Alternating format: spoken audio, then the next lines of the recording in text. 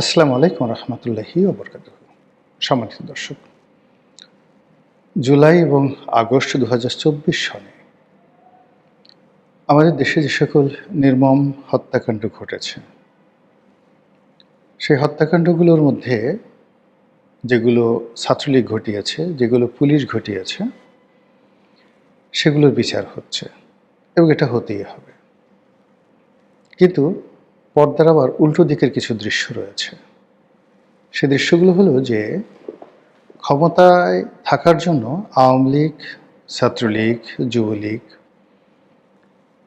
এবং সরকারের অনুগত পেটোয়া বাহিনী, সেটা পুলিশ হোক, মিলিটারি হোক, তারপর বিজিবি হোক কিংবা আনসার, ভিডিবি, সকলেই কিন্তু জনগণের উপর জুলুম করেছে, অত্যাচার করেছে।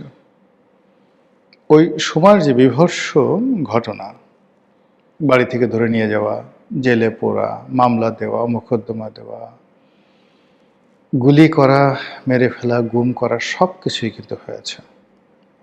এবং সেই কাজগুলোর মধ্যে বা সেই কুকর্মগুলোর মধ্যে উল্লেখযোগ্য সংখ্যক কুকর্মের বিচার হচ্ছে, মামলাও হয়েছে এবং অনেকে গ্রেপ্তার বরণ করেছেন। কিন্তু যে বিষয়গুলো আমরা স্বপ্নেও কল্পনা করিনি, এর কারণ হলো এই ধরনের ঘটনা আমাদের দেশে আসলে কখনো ঘটেনি। আমাদের দেশে অতীতে সরকারের বিরুদ্ধে সশস্ত্র যুদ্ধ হয়েছে, বিপ্লব হয়েছে, বিপ্লব করার চেষ্টা করা হয়েছে। বঙ্গবন্ধু জামানাতে জাসদ, তারপর পূর্ব বাংলার সর্বহারা পার্টি সহ আরও দেশের দক্ষিণ পশ্চিমাঞ্চলে অনেকগুলো যে বামপন্থী সংগঠন, অনেকটা নকশাল আদলের সংগঠন, তারা মূলত এরকমভাবে অস্ত্র হাতে ঘোরাফেরা করত এবং মানুষকে হত্যা করত সরকারকে বিপদে ফেলার জন্য। কিন্তু সরকার পরিবর্তন করার জন্য না, একটা নতুন বিপ্লব করার জন্য কিংবা সরকারকে নাস্তানাবুদ করার জন্য তারা একটা বিপ্লবের একটা ছক তারা করত, যেটিকে নকশাল আন্দোলনের সমপর্যায়ের আন্দোলন মনে করা হতো। তো এটি জিয়াউর রহমানের জমানা পর্যন্ত অব্যাহত ছিল, আর এরশাদের জমানাতে এসে ধীরে ধীরে কমতে থাকে এবং ৯১ সন থেকে রীতিমতো একেবারে জিরোতে চলে যায়। তা আমরা সেই সময় সশস্ত্র আন্দোলন দেখেছি। এই বাংলাদেশে একজন একটা দূতাবাসে হামলা হয়েছে, একজন রাষ্ট্রদূতকে উঠিয়ে নেওয়া যাওয়া হয়েছে জাসদের নেতৃত্বে। এই বাংলাদেশে একেবারে স্বরাষ্ট্রমন্ত্রীর বাসভবন ঘেরাও করে সেখানে আক্রমণ চালানো হয়েছে। এই ঘটনা বাংলাদেশে ঘটেছে।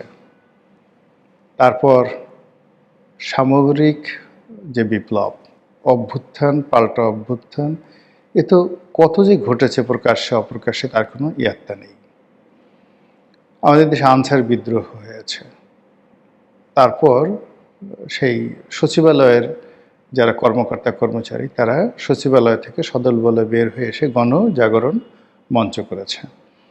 এত বিস্তৃত বললাম এই কারণে যে আন্দোলন কত প্রকার এবং কি বাঙালি জাতি এই স্বাধীনতার পরে ৭১ থেকে আজ অবধি বহুবার বিভিন্ন ফর্মে তারা দেখেছে। কিন্তু ২০২৪-এর জুলাই আগস্ট মাসে পর্দার একদিকে যা হয়েছে, এত বীভৎস ঘটনা আমাদের রাষ্ট্রশক্তি কখনো ঘটায়নি, সরকারি দল কখনো ঘটায়নি। আবার একই সঙ্গে ঠিক জুলাই আগস্ট বিপ্লবের পরে যখন অন্তর্বর্তীকালীন সরকার এলো, আমাদের মোহ কাটতে থাকলো, আমাদের চিন্তা চেতনার দ্বার উন্মুক্ত হতে থাকলো এবং আমরা ভাবতে শুরু করলাম যে এটি কেন হলো, কিভাবে হলো। ঠিক সেই সময়টিতে অনেকগুলো বিষয় সামনে চলে এলো, আমরা দেখতে পেলাম এবং এটি প্রমাণিত। জুলাই এবং আগস্ট বিপ্লবের ওই সময়টিতে অস্ত্রধারী দেশি এবং বিদেশি লোকজন, আবার বলছি অস্ত্রধারী দেশি এবং বিদেশি লোকজন, তারা সরাসরি পুলিশের উপর গুলি ছুঁড়েছে, আইনশৃঙ্খলা রক্ষা বাহিনী সদস্যের উপর গুলি ছুঁড়েছে, তারাই বিভিন্ন সরকারি স্থাপনাগুলোতে আগুন ধরিয়ে দিয়েছে এবং একই সঙ্গে সাধারণ যারা সিভিলিয়ান তাদের উপর নির্বিচারে গুলি চালিয়ে অনেককে হত্যা করেছে।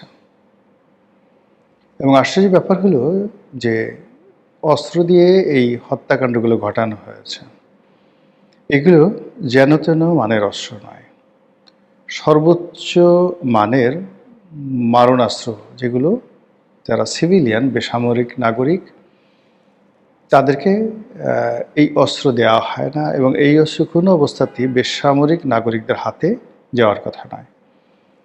যেগুলোকে 7.62 বোরের রাইফেল এবং এগুলো অটোমেটিক স্বয়ংক্রিয় এবং এগুলোর মধ্যে যে মেশিন গান, সাবমেশিন গান কিংবা AK-47 মতো মারণাস্ত্র ঠিক এই বোরের গুলি দিয়ে চালিত হয়। তো এই অস্ত্র নিষিদ্ধ, আমাদের দেশে নিষিদ্ধ, পুলিশের কাছে, আর্মির কাছে, অন্যান্য বাহিনীর কাছে এই অস্ত্র রয়েছে সীমিত আকারে। এখন এই অস্ত্র বেসামরিক লোকের কাছে কিভাবে গেল, আর এই অস্ত্র এমন সব লোকের হাতে দেখা গিয়েছে, ব্রিগেডিয়ার শাখাওয়াত যিনি স্বরাষ্ট্র উপদেষ্টার দায়িত্বে ছিলেন, তার ভাষ্য মতে সেই লোকগুলোর চেহারা সুরত আমাদের মতো নয়, অর্থাৎ বাঙালিদের মতো নয়। কাদের মতো? হয়তো আফগানিস্তানের লোকের মতো, হয়তো পাকিস্তানের মতো, হয়তো আমেরিকার মতো, তিনি ডিটেলস বলেননি, কিন্তু তার কাছে সেই ভিডিও ফুটেজগুলো রয়েছে। তো এই বিষয়গুলো নিয়ে আলোচনা হচ্ছে, দিন যত যাচ্ছে আলোচনা বাড়ছে, বিতর্ক বাড়ছে। 2 নম্বর হলো যে পুলিশ যাদেরকে হত্যা করেছে তার কারণে পুলিশের বিরুদ্ধে মামলা হয়েছে, বহু পুলিশ জেলখানাতে, বহু পুলিশ পলাতক, বহু পুলিশ চাকরিচ্যুত হয়েছে, ভালো কথা। কিন্তু পুলিশকে যারা মেরেছে তাদের কি বিচার হবে না? এবং পুলিশ হত্যার মতো যে হত্যাকাণ্ড, এটা কোনো একটি ইতিহাসের অংশ হতে পারে না, এটা কোনো অবস্থাতেই দায়মুক্তি পেতে পারে না এবং এই দায়মুক্তি নিয়ে একটি জাতি কখনো এগোতে পারে না। তো সেই অর্থে গত 17 মাসের যে হানিমুন পিরিয়ড, অর্থাৎ ডক্টর মোহাম্মদ ইউনূস ক্ষমতা আসার পরে প্রথম 3-4 মাস সবাই এটাকে হানিমুন পিরিয়ড মনে করে সরকারকে বিব্রত করেনি। এরপর থেকেই দেশে এবং দেশের বাইরে পুলিশ হত্যার বিচার নিয়ে এবং পুলিশ হত্যাকাণ্ডের তদন্ত নিয়ে নানা রকম কথাবার্তা হচ্ছে। কিন্তু ডক্টর মোহাম্মদ ইউনূসের সরকার বা অন্তর্বর্তীকালীন সরকার এই পুলিশ হত্যাকাণ্ড থেকে শুরু করে ওই সময়টাতে অন্য যে সকল হত্যাকাণ্ড হয়েছে সব ব্যাপারে বিপ্লবীদেরকে, আন্দোলনকারীদেরকে ইন্ডিমিনিটি দিয়ে, দায়মুক্তি দিয়ে একটি অধ্যাদেশ জারি করেছে। এখন এই অধ্যাদেশ পাশ হবে কি হবে না, থাকবে কি থাকবে না, পুলিশ হত্যার বিচার হবে কি হবে না, এগুলো নিয়ে জোর বিতর্ক চলছে। খোদ সরকারের মধ্যে 2টো গ্রুপ আছে। মির্জা ফখরুল সাহেবের মতো প্রগতিশীল মানুষ যারা আছেন তাদের বক্তব্য হলো যে পুলিশ হত্যার বিচার হতে হবে এবং হবে। অন্যদিকে স্বরাষ্ট্র মন্ত্রণালয়ের দায়িত্বে নিযুক্ত জনাব সালাউদ্দিন সাহেব, যাদের সঙ্গে আন্দোলনকারীদের একটা সম্পর্ক অনেক আগের থেকেই ছিল, অনেক আন্দোলনকারী তারা প্রকাশ্যে বলেছেন যে সালাউদ্দিন সাহেব যখন ভারতে ছিলেন ঠিক সেই সময়টাতে তার সঙ্গে পরামর্শ করে তারা অনেক কাজকর্ম করেছেন। অনেকে বলেছেন যে তারা যে সকল কর্মকাণ্ড করেছেন এই সকল কর্মের পরামর্শ, লজিস্টিক সাপোর্ট এবং অনেক ক্ষেত্রে অর্থনৈতিক সহযোগিতা তারা সালাউদ্দিন সাহেবের কাছ থেকে পেয়েছেন। কারা বলেছেন? এই যে এখন মন্ত্রী পরিষদে অংশগ্রহণ করেছেন বা বিএনপির যে নির্বাচনী জোট, সেই জোটে অংশগ্রহণ করেছেন নুরুল হক নুরু, ভিপি নুরু, তিনি নিজের মুখে এই কথা প্রেসের সামনে বলেছেন। তিনি আরও বলেছেন যে আন্দোলনের, জুলাই আগস্ট আন্দোলনের মাস্টার মাইন্ড জামাত নয়, জুলাই আন্দোলনের মাস্টার মাইন্ড হলেন তারেক রহমান। এবং তারেক রহমান সাহেব তাকে নির্দেশনা দিয়ে, ভিপি নূরকে নির্দেশনা দিয়ে অনেক কাজ ঢাকার শহরে করিয়েছেন, আন্দোলন করেছেন, লড়াই করেছেন, সংগ্রাম করেছেন এবং ভিপি নূরকে অর্থনৈতিকভাবে তারেক রহমান সাহেব সহযোগিতা করেছেন। একইভাবে ইশরাক হোসেন, ইশরাক হোসেনও এই ভিপি নূরের মাধ্যমে অনেক কাজ করেছেন। পার্থ ও ভিপি নূরকে দিয়ে অনেক কাজ করেছেন। অর্থাৎ এই যে জুলাই আগস্ট বিপ্লব, সেই বিপ্লবের মধ্যে মূলত জামাতের যারা মাস্টার মাইন্ড ছিলেন তারা, নাহিদ, হাসনাত, সার্জিস, তারা তো আছেনই, তার সঙ্গে সঙ্গে ভিপি নুরুল হক নুরু অন্যতম গুরুত্বপূর্ণ ব্যক্তি। তার নিজের বক্তব্য অনুযায়ী তারেক রহমান সাহেব, ইশরাক হোসেন, সালাউদ্দিন সাহেব, তারা এই শহরের আন্দোলন, লড়াই, সংগ্রামের ব্যাপারে দিক নির্দেশনা, অর্থনৈতিক সাহায্য এবং অন্যান্য ব্যাপারে লজিস্টিক সাপোর্ট নুরুল হক নুরুকে দিয়েছেন। এই কারণে নুরুল হক নুরু সরকারের খুবই গুরুত্বপূর্ণ একজন মন্ত্রী হিসেবে দায়িত্ব গ্রহণ করেছেন। ওই সময়টিতে হয়তো ববি হাজ্জাজ, হয়তো ওই সময়টিতে জোনায়েদ সাকি, তারাও গুরুত্বপূর্ণ দায়িত্ব পালন করেছেন। ওই সময়টাতে হয়তো ডক্টর জাহিদ, এখন যিনি উপদেষ্টা রূপে অংশগ্রহণ করেছেন, তারাও গুরুত্বপূর্ণ দায়িত্ব পালন করেছেন।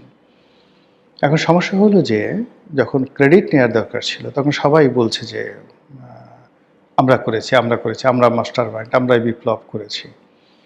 কিন্তু যখনই পুলিশ হত্যার বিষয় আসছে এবং ওই সময়টাতে আরও যে সকল বেসামরিক নাগরিকদের হতাহতের ঘটনা সামনে আসছে, তখন আর এখন কেউ সামনে ক্রেডিট নিতে আসছে না, সবাই যে যার মতো করে ছিটকে পড়ছে। কিন্তু যারা সত্যিকার অর্থে বিপ্লবী, ফ্রন্টিয়ার লাইনে ছিলেন এবং গত 17 মাস সরকার পরিচালনা করছেন, সেই হাসনাত, সার্জিস, মাহফুজ যারা আছেন, তাদের মধ্যে কিন্তু আতঙ্ক ছড়িয়ে পড়েছে। একটা বিষয় স্পষ্ট যে যদি আপনি পুলিশকে অ্যাক্টিভেট করতে চান, রাষ্ট্রকে স্বচ্ছ করতে চান এবং জুলাই আগস্ট বিপ্লবের যে সত্যিকার স্পিরিট, এটিকে আপহোল্ড করতে চান, তুলে ধরতে চান, তাহলে অবশ্যই পুলিশ হত্যাকাণ্ডের বিচার আপনাকে করতে হবে নিরপেক্ষভাবে, নির্ভুলভাবে, সুষ্ঠুভাবে। তা না হলে এটি ক্ষত থেকে যাবে, অমীমাংসিত থাকলে সরকারের জন্য দুর্নাম বদনাম ডেকে আনবে এবং এই ধরনের ঘটনা আগামীতে বহুবার ঘটবে। আর যখন পুলিশ দেখবে যে তাদেরকে মারা যায়, তাদেরকে হত্যা করা যায়, আর সে সকল হত্যাকাণ্ডের বিচার হয় না, তদন্ত হয় না, তখন আপনি কোনো অবস্থাতে আপনার প্রয়োজনে, রাষ্ট্রের প্রয়োজনে পুলিশকে ব্যবহার করতে পারবেন না। তো সেক্ষেত্রে টুডে অর টুমরো এই বিচারটা হতে হবে। যদি যেহেতু এখানে জুলাই আগস্ট বিপ্লবের মাস্টার মাইন্ড নিয়ে জামাতের সঙ্গে, এনসিপির সঙ্গে, বিএনপির সঙ্গে অতীতে টানাটানি হয়েছে, যেহেতু এখানে স্বয়ং সালাউদ্দিন সাহেবের নাম আসছে, তারেক রহমান সাহেবের নাম আসছে, এরশাকের নাম আসছে, আর অনেকের নাম আসছে, পার্থর নাম আসছে, আবার অন্যদিকে ডক্টর মোহাম্মদ ইউনূসের নামও আসছে। তো এই বিষয়গুলো আসলে ধামাচাপা দেওয়া যাবে না।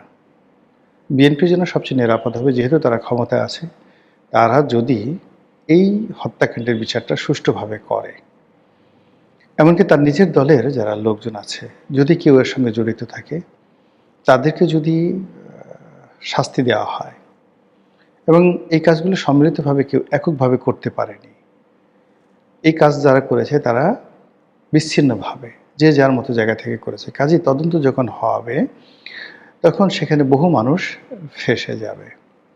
আর এটি যদি বিএনপির জমানাতে, বিএনপির নেতৃত্বে হয়, তুলনামূলকভাবে বিএনপি ভালো থাকবে, স্বচ্ছ থাকবে এবং তাদের সম্পর্কে কেউ বদনাম করতে পারবে না। কিন্তু যদি আগামীতে আওয়ামী লীগ ক্ষমতায় আসে, জামাত ক্ষমতায় আসে বা অন্য কোনো দল, ব্যক্তি, গোষ্ঠী ক্ষমতায় আসে, আর তখন যদি এই বিষয় নিয়ে এগুলো তদন্ত হয়, তখন 1 নম্বর আসামি কারা কারা হবে, 2 নম্বর আসামি কারা কারা হবে, আমার মনে হয় যে আপনাদেরকে খুব ডিটেলস বলতে